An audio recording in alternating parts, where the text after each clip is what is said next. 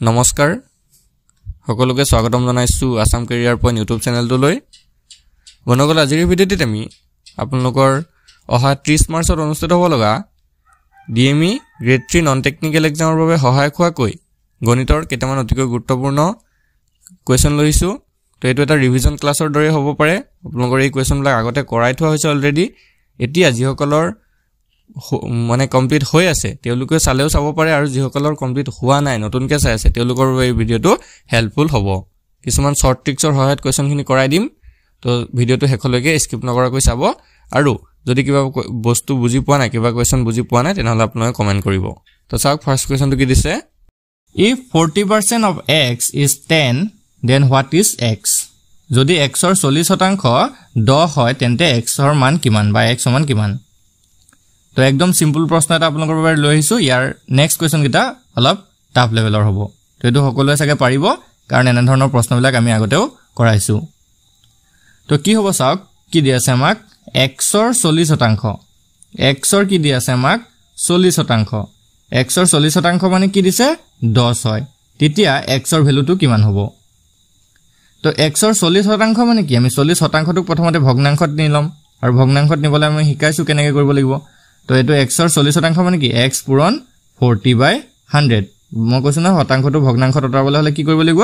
100 এটাই হৰণ কৰি দিলে হল সিম্পল তো এটো আমাক কি দিলে x * 40/100 = 10 সিম্পল কটাকটি কৰি দিয়ে কিটা শূন্য এটা কাটিলে ইয়াৰ এটা শূন্য কাটিলে 2 যদি 4 কাটো দুবাৰ যাব 10 কাটিলে 5 বাৰ যাব এতিয়া এটো হৈ গল কে x * 2/5 = 10 এতিয়া যদি আমি বৰ্জ্যপৰণ কৰি দিও 5 টো ওপৰলৈ গুচি যাব তো x সমান কিমান লাবগে 10 * 5 / 2 2 যদি 10 কাটি দিও 5 বাৰ যাব 5 5 গুণ 25 তো আমাৰ x ৰ ভ্যালুটো সিম্পল ওলাই গল 25 কোনটো অপচনটা আছে চাওক অপচন সি টো আছে অপচন সি টো হৈ যাব শুদ্ধ উত্তৰ তো একদমই সিম্পল প্ৰশ্ন হয় আপোনালোকে সকলোৱে চাগে কৰিব পাৰিব তো বলক নেক্সট কোৱেশ্চনটো লৈতে আমি আগবাঢ়িম নেক্সট কোৱেশ্চনটো দিছে population of a place is 50,000 in a particular year and it become 52,000 in the next year population of the next year is what percent of that in the first year তো প্ৰশ্নটো ভালদৰে পঢ়ি চাব আৰু যেতিয়া আপোনালোকে গণিতৰ প্ৰশ্নবিলাক কৰিব যাব বা ৰিজনিংৰ প্ৰশ্নবিলাক কৰিব যাব প্ৰশ্নটো কিন্তু আপোনালোকে দুবাৰ তিনিবাৰকে পঢ়ি চাব কাৰণ প্ৰশ্নটো যদি বুজি নাপায় তেনেহলে আপোনালোকে উত্তৰটো খেলিমেলি কৰি থৈব এতিয়া ইয়াতে কি কৈছে চাওক এটা বিশেষ বছৰত এখন ঠাইৰ জনসংখ্যা আছিল 50,000 আৰু তাৰ নেক্সট বছৰত মানে পিছৰ বছৰত 52,000 হলগে জনসংখ্যাটো এতিয়া কৈছে যে পিছৰ বছৰৰ জনসংখ্যাটো প্ৰথম বছৰৰ তাৰ কিমান শতাংশ হয় মানে প্ৰথম বছৰৰ কিমান শতাংশ হয় তো এনেকুৱা ধৰণে যদি প্ৰশ্নবিলাক আপোনালোকৰ কৰিব দিয়ে তেতিয়া হলে কি কৰিব চাওক আমাক যেহেতু কি উলিয়াব দিছে শতাংশত উলিয়াব দিছে তো প্ৰথম কথা হল ইয়াতে যেটো ফাৰ্স্ট ইয়াৰৰ জনসংখ্যা আছিল প্ৰথমতে যেটো জনসংখ্যা আছিল হেতু আছিল 50,000 ঠিক আছে প্ৰথম বছৰত কিমান আছিল 50,000 আৰু তাৰ পৰা কিমান হলগে 52,000 হলগে 52,000 হলগে এতিয়া যেতিয়া আপোনালোকক শতাংশত উলিয়াব দিছে তো সিম্পল কি কৰিব যেটো দ্বিতীয় বছৰত জনসংখ্যা আছিল হেতুক ওপৰত লিখি লব একদম সিম্পল কিটো আপোনালোকে বেছি একো কৰিবই নালাগে তো 52,000 টো ওপৰত লিখি লব তলত লিখি লব 50,000 টো ঠিক আছে তলত 50,000 আৰু পূৰণ কৰি দিব 100% সিম্পল এটোই আপোনালোকৰ শতাংশত ওলাই যাবগে সিম্পল 100% পূৰণ কৰি দিব এটা কাটাকাটি কৰি দিয়ক শূন্য এটা কাটিলো এটো কাটিলো ইয়াৰ শূন্য এটা ইয়াৰ শূন্য এটা ইয়াৰ শূন্য এটা ইয়াৰ শূন্য এটা আৰু ইয়াৰ এটা শূন্য কাটিলো 100 এটা শূন্য কাটিলো ঠিক আছে এতিয়া 5 যদি আমি 10 কাটি দিও কেবাৰ যাও 5 দুগুণ 10 তো থাকি গল কি আমাৰ 52 * 2% এতিয়া 52 আৰু যদি 2 পূৰণ কৰো এটো হৈ যাবগে 104% একদমই সিম্পল হয় অপচন কোনটো শুদ্ধ হ'ব চাওক অপচন বি টো হৈ যাব শুদ্ধ উত্তৰ অপচন বি টো হৈ যাব শুদ্ধ উত্তৰ 104% তো আশা কৰিছো বুজি পাইছে এতিয়া আপোনালোকৰ যদি এনে ধৰণৰ প্ৰশ্নবিলাক আহে তো যাতে আপোনালোকে কৰি থৈব পাৰে তো বলক নেক্সট কোৱেশ্চনটো আগবাঢ়িম কি দিছে চাওক in a school 85% students were present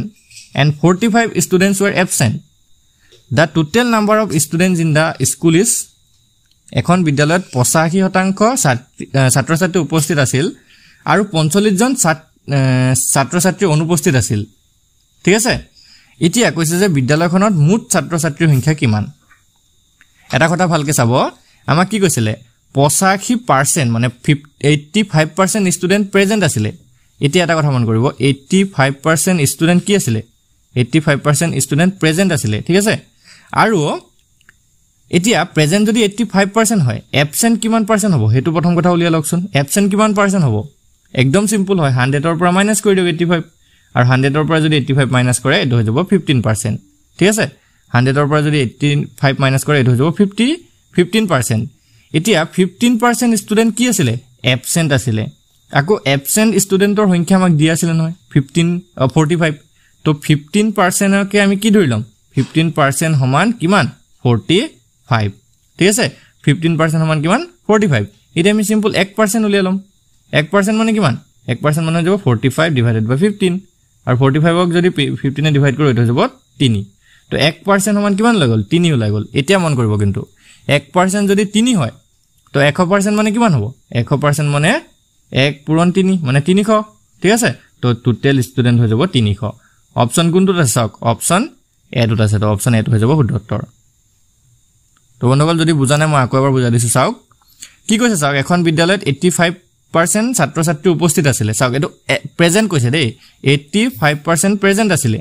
ঠিক আছে 85% প্ৰেজেন্ট আছিল এতে এবসেন্ট কিমান হ'ব এবসেন্ট হৈ যাব কিমান 15% কাৰণ 85% যদি প্ৰেজেন্ট 100 ৰ পৰা 85 মাইনাস কৰি দিও 15% এবসেন্ট হ'ব আকো এবসেন্ট ষ্টুডেন্ট দিয়া আছিল না 45 এবসেন্ট কিমান দিয়া আছিল 45 মানে এই 15% টো 45 নহয় জানো এই 15% টো 45 হ'ব এতিয়া 15% যদি 45 হয় 1% উলিয়া লওক 1% কিমান 45 বাই 15 45 ক 15 এ ডিভাইড কৰি দিওক 3 1% মানে কিমান 3 জন এতিয়া টোটাল 100% ষ্টুডেন্ট আছিল ন 100% মানে কিমান হ'ব 3 পূৰণ 100 3 পূৰণ 100 মানে কি 300 অপচন এটো হ'ব শুদ্ধ উত্তৰ তো আশা কৰিছো বুজি পাইছে যদি বুজি পাইছে আপোনালোকে কমেন্টত ইয়েস বুলি লিখি জনাই দিব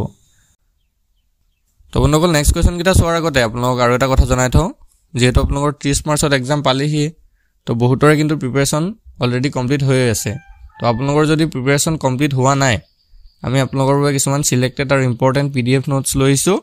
আৰু পিডিএফ নোটস কিনিৰ প্ৰাইচটো একদম কম ৰাখিছো মাত্ৰ 49 টকা যাতে আপোনালোকে সকলোৱে লৈ পিনে আজিৰ পৰাই পঢ়াটো ভালদৰে ষ্টাৰ্ট কৰি দিব পাৰে বহুতৰ প্ৰিপাৰেচন হৈ আছে গম পাইছো কিন্তু যদিও আপোনালোকৰ আৰু ডাউট আছে যে আমি আৰু অলপ ভালদৰে প্ৰিপেয়াৰ হ'ব খুজু তেনেহলে আপোনালোকে এই পিডিএফ খিনি লৈ ভালদৰে আৰু চাব পাৰে যদি প্ৰয়োজন হয় স্ক্ৰিনত এটা নম্বৰ থাকে নম্বৰটো তোমাক WhatsAppত মেছেজ কৰি DME DSS ৰ পিডিএফ টো লাগে বুলি জনাই দিব ঠিক আছে তো বলক আগবঢ় নেক্সট কোৱেশ্চনটোলে আৰু তো নেক্সট কোৱেশ্চনটো দিছে if two person can do a piece of work in 20 days and 30 days respectively then in how many days will the work be over if they work together তো ইম্পৰ্টেন্ট প্ৰশ্ন হয় চাওক N ধৰণৰ প্ৰশ্নবিলাক কিন্তু আপোনালোকৰ পৰীক্ষাত আহিব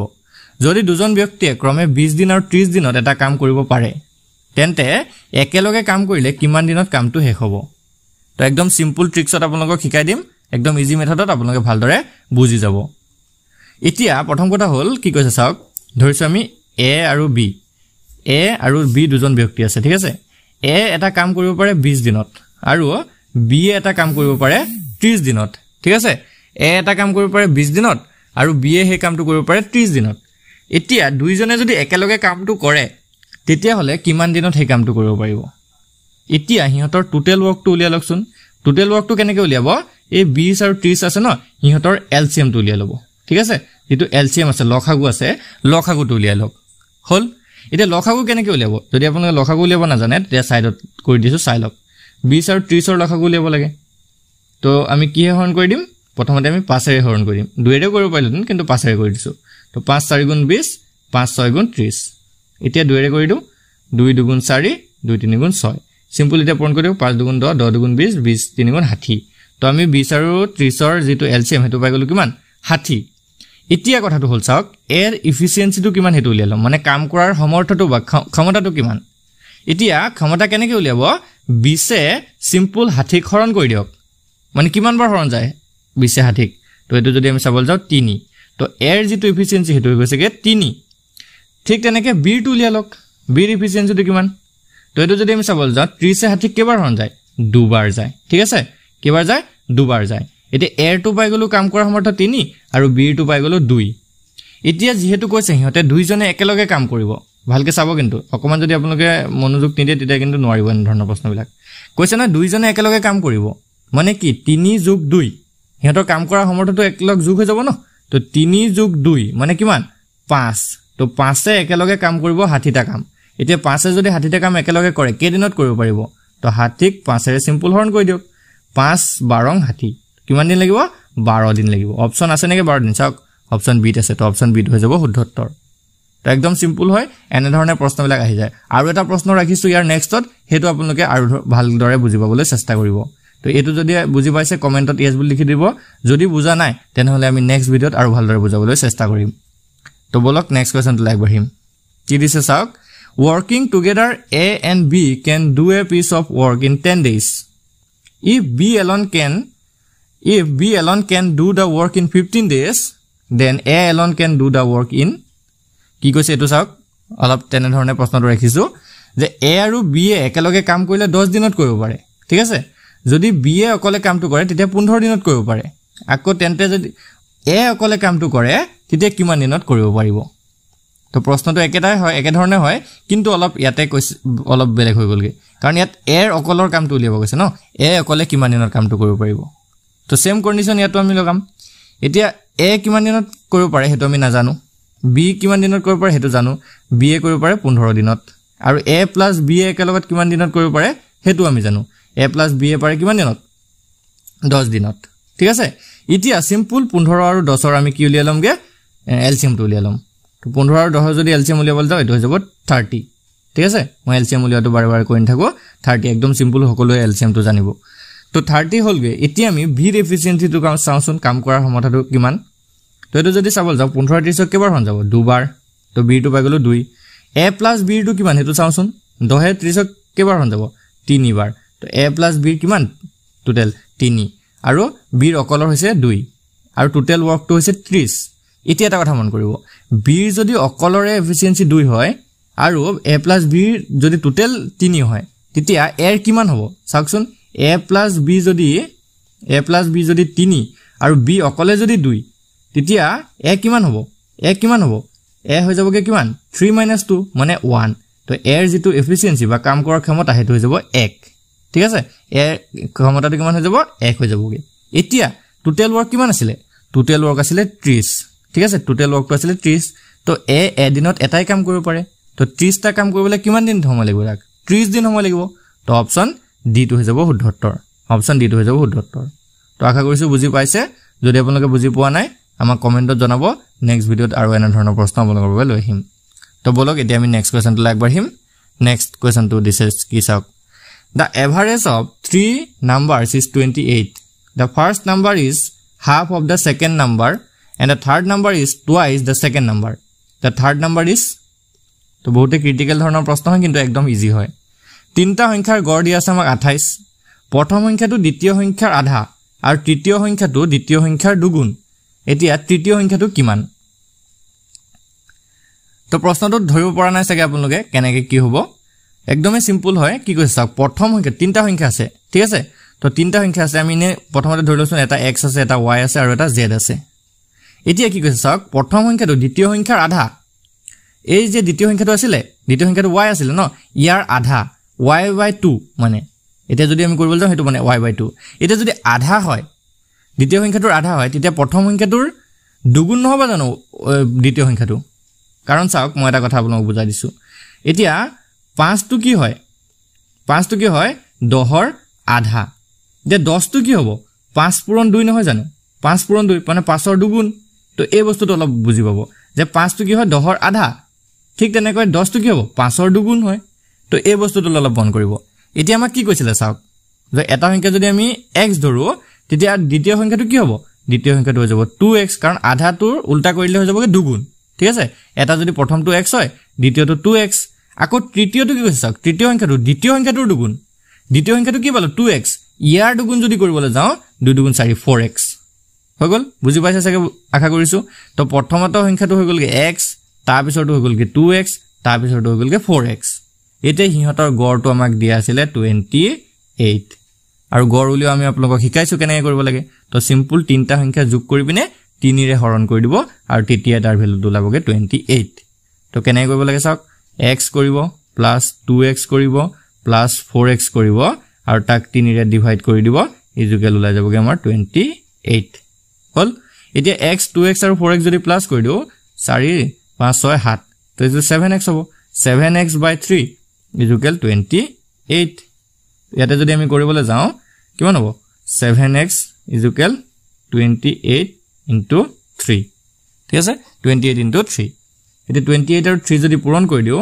কিমান হ'ব 8 3 গুণ 24 और 4 ওকলে 2 3 2 গুণ 6 7 8 84 তো 7x ৰ ভ্যালু কিমান পাই গলো 84 ইয়াৰ পৰা x ৰ ভ্যালু উলিয়াই লওক 84 by 7 7 যদি কাটো 7 গুণ 7 7 গুণ 14 x ৰ ভ্যালু উলাই গলকে 12 ঠিক আছে x ৰ ভ্যালু কিমান ললে 12 এতিয়া চাওক এটা কথা মন কৰিব x ৰ ভ্যালু কিমান ললে 12 আমাক উলিয়াবলৈ কৈছিলে কি তৃতীয় সংখ্যাটো কি চাওক তৃতীয় সংখ্যাটো কোনটো আছিল এইটো 4x2 তো সিম্পল 12 ৰ লগত 4 পূৰণ কৰি দিয়ক 4 বাৰ কিমান 48 ঠিক আছে 48 অপচন ডি টু হৈ যাব শুদ্ধ উত্তৰ অপচন ডি টু হৈ যাব শুদ্ধ উত্তৰ যদি হে আপোনালোকক প্ৰথম সংখ্যাটো উলিয়াব দিলেন তেতিয়া তো 12 হলতেন কাৰণ x টো প্ৰথম সংখ্যা আছিল তো 12 হলতেন যদি দ্বিতীয় সংখ্যাটো উলিয়াব দিলেন তেতিয়া 2 বাৰ 24 হলতেন দ্বিতীয় সংখ্যাটো 24 তৃতীয় সংখ্যাটো 48 তো আশা কৰিছো বুজি পাইছে যদি বুজি পাইছে yes বুলি লিখি দিব আৰু লাইক এটা কৰি দিব তো নেক্সট কোৱেশ্চন টো আগবাঢ়িম কি দিছে চাওক the average of 4 conjugative even number is 51 what is the third number চাৰিটা ক্ৰমিক যুগ্ম সংখ্যাৰ গড় দি আছে 51 তেতিয়া তৃতীয় সংখ্যাটো কি হ'ব তো এনেকুৱা ধৰণৰ প্ৰশ্ন কিন্তু আপোনালোকৰ আহি যায় আপোনালোকৰ যেটো গ্ৰেড 3 এক্সাম হৈছিল 15 তাৰিখত তাতো এনেকুৱা ধৰণৰ এটা প্ৰশ্ন আহিছিল এনেকুৱা এক্স্যাক্টলি নহয় অলপ বেলেগ ধৰণে আহিছিল কিন্তু এইবিলাক প্ৰশ্ন আহে চাই যাব চাৰিটা ক্ৰমিক যুগ্ম সংখ্যা বুলি কৈছে চাওক ক্ৰমিক যুগ্ম মানে কেনেকুৱা যুগ্ম সংখ্যাবিলাক ধৰক 2 এটা আছে তো 2 ৰ পিছত কোনটো ক্ৰমিক যুগ্ম সংখ্যা আহিব 2 ৰ পিছত 3 আহে 3 টো যুগ্ম নহয় 4 টো আহিব তাৰ পিছত 6 টো আহিব তাৰপা 8 আহিব এনেকুৱা ধৰণৰ ঠিক আছে তো প্ৰথম টাইম যদি 10 লওঁ 10 ৰ পিছত 12 আহিব 14 আহিব 16 আহিব এনেকুৱা মানে ঠিক আছে 10 12 14 16 এনেকুৱাকে এতিয়া চাওক তো আমি যদি ধৰো এটা x ঠিক আছে এটা যুগ্ম সংখ্যা প্ৰথমটো x ধৰো তাৰ পিছৰটো কি হ'ব x + 2 তাৰপাটো হ'ব x + 4 তাৰ পিছৰটো হ'ব x + 6 ঠিক আছে আৰু এইগিটাৰ গড় আমাক দি আছে 51 তো সিম্পল আগতে গড় ইয়াৰ আগৰ প্ৰশ্নটো আমি গড় উলিয়া শিকাইছো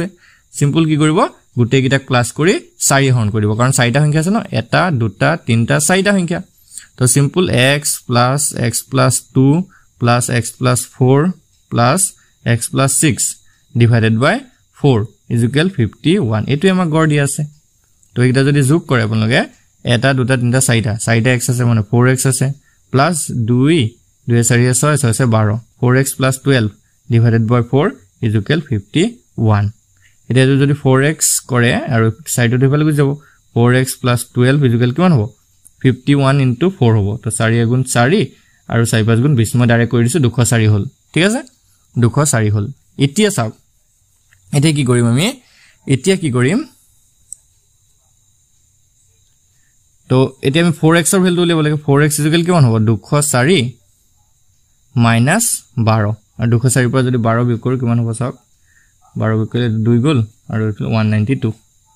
4x ৰ ভ্যালু কিমান লাগল 4x ইকুৱেল 192 এটা আমাক লাগে কিহৰ ভ্যালু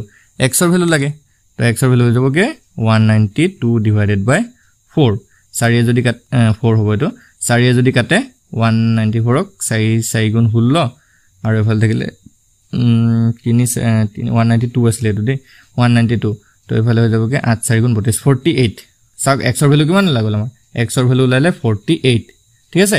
x ৰ ভ্যালু যদি 48 হয় এটা কথা মন কৰিব এতিয়া x ৰ ভ্যালু 48 হয় তৃতীয় সংখ্যাটো আমাক দিছিলে তৃতীয় সংখ্যাটো কি আছিল সাক x + 4 আছিল সেই কাৰণে মই সংখ্যাকিটা মুছি দিয়া নাছিল তো তৃতীয় সংখ্যাটো আছিল কি x + 4 মানে কিমান হ'ব 48 + 4 48 ৰ লগত যদি 4 কৰে কিমান হ'ব 52 কোনটো অপচন আছে সাক অপচন বি টু আছে তো অপচন বি টু হৈ যাব শুদ্ধ উত্তৰ তো তৃতীয় সংখ্যাটো আমাৰ 52 প্ৰথম সংখ্যাটো হলে 48 হলতেন সেকেন্ড সংখ্যাটো হলে 50 হলতেন থাৰ্ড সংখ্যাটো 52 আৰু ফোৰ্থ সংখ্যাটো হলে 54 হলতেন তো আশা কৰিছো বুজি পাইছে নেক্সট কোৱেশ্চন টো আগবাঢ়িম নেক্সট কোৱেশ্চন টো দিছে চাওক a man goes from Shillong to Guwahati in such a way that half the distance he travels with 50 km/h and the other half of the distance he travel with 75 km/h. The average speed of the whole journey is কি কৈছে এজন মানুহে শিলঙৰ পৰা গুৱাহাটীলৈ গৈছে দেই শিলঙৰ পৰা গুৱাহাটীলৈ গৈছে এনেদৰে গৈছে যে তেওঁৰ যিমান যাত্ৰা আছিল তাৰ আধা দূৰত্ব মানে যেটো আধা ডিসটেন্স আছে হেতু 50 km/h গৈছে মানে ঘন্টাত 50 km গতিত গৈছে আৰু আধা দূৰত্ব ঘণ্টাত 75 কিলোমিটাৰ গতিত গৈছে তে গোটেই যাত্ৰাটোত গড় গতি কিমান হ'ব তো চাওক এনে ধৰণৰ প্ৰশ্নবিলাক আপোনালোকে কেনেকৈ কৰিব তো ইয়াতে আমাক দুটা ডিসটেন্স দিয়া আছে ন দুটা স্পিড দিয়া আছে তো এটা স্পিডক আমি x ধৰিম আৰু এটা স্পিডক আমি কি ধৰিম y ধৰিম ঠিক আছে তো ইয়াতে আমি x টো কিমান ধৰিম 50 x টো কিমান ধৰিম 50 আৰু y টো কিমান ধৰিম 75 তো এনেকুৱা ধৰণৰ যদি আপোনালোকৰ গোটেই যাত্ৰাটোৰ গড় গতি উলিয়াব দিয়ে ন এভাৰেজ উলিয়াব দিয়ে এভাৰেজ স্পিড উলিয়াব দিয়ে তেতিয়া কি কৰিব এটা সূত্ৰ মনত ৰাখি থব সূত্ৰটো হৈছে এনেকুৱা 2xy ঠিক আছে 2xy divided by x plus y এই সূত্ৰটো আপোনালোকে মনত ৰাখি থব 2xy divided by x plus y তো সিম্পল এই সূত্ৰটো আমি এইকেইটা বহুৱাই দিম আৰু এইকেইটা যদি বহুৱাই দিও কিমান হ'ব চাওক কিমান হ'ব এটো 50 থাকিব 2 টো এটা থাকিব 2 পূৰণ 50 পূৰণ 75 তলত থাকিব 50 যোগ 75 এটা কিটা যদি পূৰণ কৰি দিয়ে বা যোগ কৰি দিয়ে কিমান ল'ব চাওক 50 আৰু 75 যদি যোগ কৰি দিও 125 আৰু ফল থাকিব 2 পূৰণ 50 পূৰণ 75 ঠিক আছে এটা থাকিব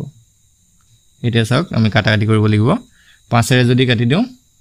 125 যাব 25 বাৰ আৰু 5 এৰে যদি 75 কাটি দিও এটো যাবগে 15 বাৰ ঠিক আছে আকৌ 5 এৰে যদি কাটি দিও 15 যাব 3 বাৰ 25 যাব 5 বাৰ 5 এ 50 যাব 10 বাৰ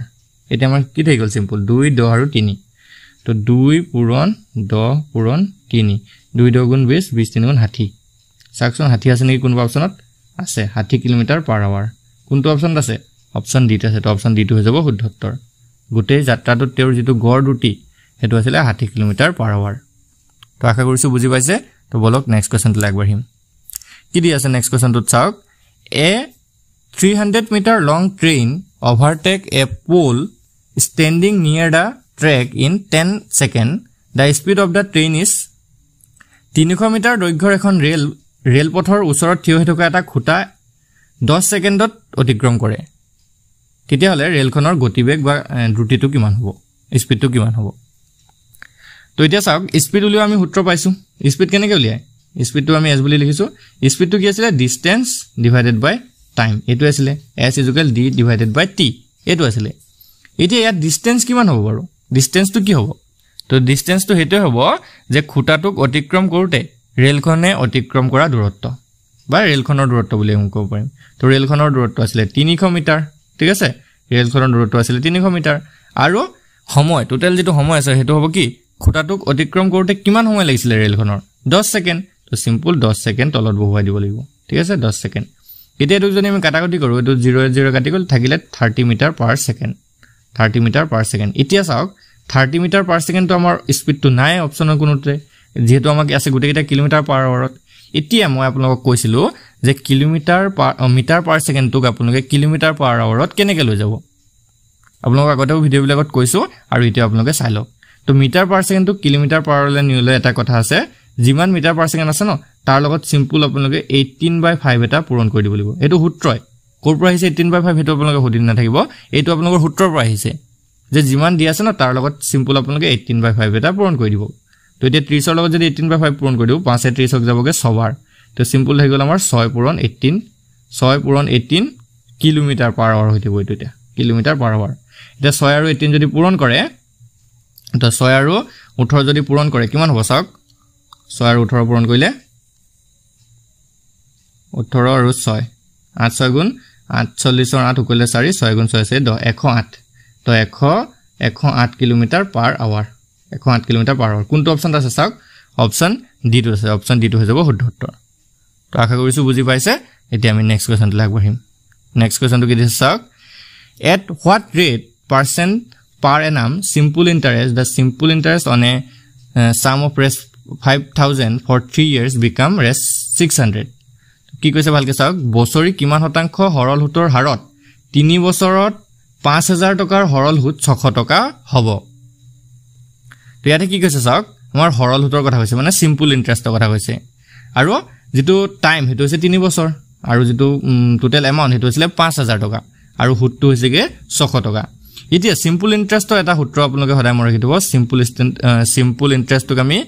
এসআই বুলি লিখিম সিম্পল ইন্টাৰেস্ট তো এসআই উলিওৱা এটা সূত্ৰ আছে এসআই উলিওৱা সূত্ৰটো হৈছে PRT ডিভাইডেড বাই 100 ঠিক আছে সিম্পল উলিওৱা সূত্ৰটো হৈছে এটো সিম্পল ইন্টাৰেস্ট উলিওৱা তো এটো আপোনালোকে মনত ৰাখি ল'ব বা নোট কৰি ল'ব ঠিক আছে তো এটো এই সূত্ৰটোৰ পৰা আপোনালোকে যিমান ধৰণৰ সিম্পল ইন্টাৰেস্টৰ কোৱেশ্চন নহওক যেনেকুৱা ধৰণে নহওক কিয় আপোনালোকে সলভ কৰিব পাৰিব খালি এই সূত্ৰটো ভালকে মনত ৰাখিব লাগিব আৰু ইয়াৰ পৰা আপোনালোকে গোটেইকেইটা বস্তু জানিব লাগিব তো সিম্পল ইন্টাৰেস্টটো বাৰু সূত্ৰে দিয়া থাকিব P মানে হৈছে এটো মূলধন ঠিক আছে P মানে মূলধন আৰু ইয়াতে P টো হৈ যাব 5000 ঠিক আছে R মানে হৈছে সূত্ৰৰ হাৰটো তো ইয়াতে আমাক R টোৱে উলিয়াব দিছে আৰু T মানে হৈছে টাইম 3 বছৰ যেটো দিয়া আছে আৰু 100 টো 100 সূত্ৰৰ পৰা আহিব তো এতিয়া সিম্পল এই বস্তুকেইটা আমি ইয়াত বহুৱাই দিম তাৰ পৰা আমি কি উলিয়াব পাৰিম সূত্ৰৰ হাৰটো উলিয়াই দিম তো ইয়াতে কি দিয়া আছে চাই লওক P টো আমাক দিয়া আছে 5000 তাবা টাইম টো T টো দিয়া আছে আমাক 3 বছৰ SI টো সিম্পল ইন্টাৰেস্ট আমাক দিয়া আছে 600 টকা আৰু R টো আমাক উলিয়াব লাগে ৰেট অফ ইন্টাৰেস্ট উলিয়াব লাগে ঠিক আছে এটা কেনে কৰিব চাওক সূত্ৰটো মনত ৰাখিছে চাগে তো আমি সূত্ৰটো মুছি পেলালো এতিয়া চাওক কি কৰিব লাগিব তো আমাক ইন্টাৰেস্টটো দিয়া আছিল ইন্টাৰেস্টটো কিমান দিছে 600 টকা তো ইন্টাৰেস্টৰ জায়গাত 600 পাতি দিলো ঠিক আছে এতিয়া ওপৰত কি আছিল PRT P টো আমি নাজানো P টো জানো 5000 P টো আমাক দিয়া আছে 5000 পুৰণ R টো আমি নাজানো R টো যেনেকৈ আছে তেনেকৈ থাকিব আৰু T ৰ জায়গাত কিমান আহিব 3 তলত কি আহিব তলত আহিব 100 এতিয়া আমি যদি ইয়াত R টো ৰাখি দিও তো আমি R টো ৰাখি দিছো বাকি বস্তু গুটেইখিনি আমি অতৰাই দিম তো এটো ওপৰত গৈ যাবগে কিমান 600 পুৰণ 100 আৰু ইয়াত তলত গুচি আহিব কিমান 5000 পুৰণ 3 এটো হ'ব কাৰণ আমি যদি বৰ্জপূৰণ কৰিব যাও একিটা ওপৰ তলত পূৰণ হৈ যায়গে তো 600 ৰ পৰা দুটা 0 কাটি দিলো 5000 ৰ পৰা দুটা 0 কাটি দিলো 100 ৰ পৰা এটা 0 কাটি দিলো 500 ৰ পৰা এটা 0 কাটি দিলো এতিয়া 5 এ 10 কাটি দিলো দুবাৰ গল 3 এ 6 কাটি দিলো দুবাৰ গল সিম্পল হৈ গল আমাৰ 2 আৰু 2 তো R ইকুৱেল কিমান হ'ব ইয়াতে পাৰ্সেন্ট আহিব দেই পাৰ্সেন্ট আহিব 100 এটা শতাংশ আহিব না তো 2 দুগুণ হৈ গলগে আমাৰ 4% তো ৰেট অফ ইন্টারেস্ট কিমান হৈ গলগে 4% অপচন ডি টো হৈ যাব শুদ্ধ উত্তৰ তো প্ৰশ্নটো একদম সহজ হয় আপোনালোকে লগে লগে কৰিব পাৰিব এনেকুৱা ধৰণৰ প্ৰশ্নলে খালি সূত্ৰটো মনত ৰাখিব লাগিব তো বলক নেক্সট কোৱেশ্চনটো আগবাঢ়িম নেক্সট কোৱেশ্চনটো এটা কি কোৱেশ্চন দিছে চাওক cost of a shoe is rest 400 and a shopkeeper sells the shoe at price rest 1000 what is the amount of profit made by the shopkeeper তো এজোৰ জোতাৰ দাম হৈছে 400 টকা এতিয়া এজন দোকানীয়ে সেই জোতাজোৰ 1000 টকাত বিক্ৰী কৰিলে চাওক 1000 টকাত যদি বিক্ৰী কৰে দোকানীজনে কিমান শতাংশ লাভ কৰিলে তো চাওক 400 টকা দি বা 400 টকা হৈছে জোতাজোৰৰ দাম তেও কিনিছিলে 400 টকাত ঠিক আছে এটো সিপি বুলি কম আমি এটো কষ্ট প্ৰাইস তো 400 টকাত কিনিলে আৰু বেচিলে কিমান টকাত 1000 টকাত বেচিলে এটোক আমি এসপি বুলি কম ঠিক আছে 1000 টকাত বেচিলে এতিয়া প্ৰথম কথা হল আমি প্ৰফিট টো উলিয়াই ল'ব লাগিব প্ৰফিট কিমান হল তো প্ৰফিট কেনেকৈ উলিয়াব সিম্পল এসপি পৰা সিপি মাইনাস কৰি দিয়ক 1000 পৰা 400 মাইনাস কৰিলে কিমান হ'ব 600 টকা প্ৰফিট হল তো চাওক এজোৰ জোতাৰ পৰা কিমান টকা প্ৰফিট পালে 600 টকা ঠিক আছে এতিয়া দোকানজনৰ লাভৰ শতাংশ উলিয়াব দিছিলে প্ৰফিট পাৰ্সেন্ট উলিয়াব দিছে আমাক তো প্ৰফিট পাৰ্সেন্টটো কেনেকৈ উলিয়াব ওপৰত থাকিব আপোনালোকৰ প্ৰফিট তলত থাকিব সিপি আৰু ইনটু কৰিব লাগিব 100% ঠিক আছে 100% কৰিব লাগিব এতিয়া প্ৰফিট কিমান আছিল 600 সিপি কিমান আছিল 400 আৰু কি কৰিব লাগিব বুলি কলো 100% পূৰণ কৰিব লাগিব বুলি কলো 00 দুটা কাটি দিয়ক 00 দুটা কাটি দিয়ক 4 এ যদি আপোনালোকে 600 কাটে 4 এ যদি 600 কাটে 150% ঠিক আছে তো তেও লাভ কিমান পালে 150% কোনটো অপচন আছে চাওক অপচন বি টো আছে অপচন বি টো হৈ যাব শুদ্ধ উত্তৰ একদমই সিম্পল হয় আপোনালোকে ইমান কঠিন এবিলাক বস্তু নাভাবিবই খালি আপোনালোকে প্ৰশ্নটো ভালকে পঢ়ি চাব আৰু যিবিলাক সিম্পল সূত্ৰ আছে হেতু সূত্ৰবিলাক মনত ৰাখি থব তো ইয়াতে সূত্ৰটো হৈছে এটো প্ৰফিট পাৰ্সেন্ট উলিয়া সূত্ৰটো প্ৰফিট পাৰ্সেন্ট ইকুৱেল কিমান ওপৰত থাকিব প্ৰফিট মানে লাভ ওপৰত থাকিব কি লাভ তলত থাকিব কিনা দাম মানে সিপি টো কিনা দাম বুলি কয় কিনা দাম আৰু ইনটু কৰিব লাগিব 100% ইনটু কৰিব লাগিব কি 100% তো এই সূত্ৰটো যদি আপোনালোকে মনত ৰাখে তেতিয়া প্ৰফিট পাৰ্সেন্ট উলিয়াবলৈ আপোনালোকে লগে লগে পাৰিব তো বন্ধুসকল আশা কৰিছো আজি ভিডিওটো আপোনালোকৰ বাবে ইনফৰমেটিভ হ'ব যদি আপোনালোকে কোৱেশ্চন কেইটা বুজি পাইছে তেনেহলে ভিডিওটো এটা লাইক কৰি দিব চেনেলটো সাবস্ক্ৰাইব কৰি ল'ব আৰু যদি আপোনালোকে কোৱেশ্চনবোৰ বুজি পোৱা নাই তেনেহলে আমাক কমেন্টত জনাই দিব ইয়াৰ নেক্সট ভিডিও বনাই আমি আপোনালোকক আৰু ভালদৰে বুজাবলৈ চেষ্টা কৰিম ধন্যবাদ